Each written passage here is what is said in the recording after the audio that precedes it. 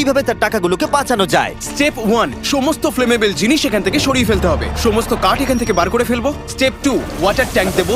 Step 3 হলো আমি সমস্ত কন্টেনারগুলোকে সরিয়ে আরো কাছাকাছি নিয়ে আসবো। স্টেপ 4 হলো আমি একটা দেওয়াল তৈরি করব ইট আর সিমেন্ট দিয়ে, আর গাড়ি থাকলে সেগুলোকে সামনে রেখে দেবো। ট্যাঙ্কের থেকে বিস্ফোরণটা কিন্তু বেশি ভয়ঙ্কর। এই বিস্ফোরণটা কি শেফের থেকেও বেশি বড় হবে?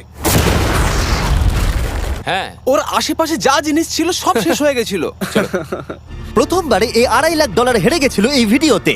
এটা কি আবার রিপিট হবে? না, আর যেহেতু ব্লেক ক্লান্ত হয়ে পড়েছিল 24 ঘন্টারও বেশি না ঘুমিয়ে, তাই সে ওয়ার্কারদের হাতে কাজটাকে ছেড়ে দিয়ে একটু বিশ্রাম নেবার জন্য ঘুমোতে চলে গেল। ঠিক আছে, আমি এবার ঘুমাবো। গুড নাইট বন্ধুরা, আমি এবার ঘুমোতে গেলাম। আর যেহেতু ব্লেক খুবই ক্লান্ত ছিল, ওর ভাবনার থেকেও ও বেশি ঘুমিয়ে পড়লো। ঠিক আছে, আমার দারুণ ঘুম হয়েছে।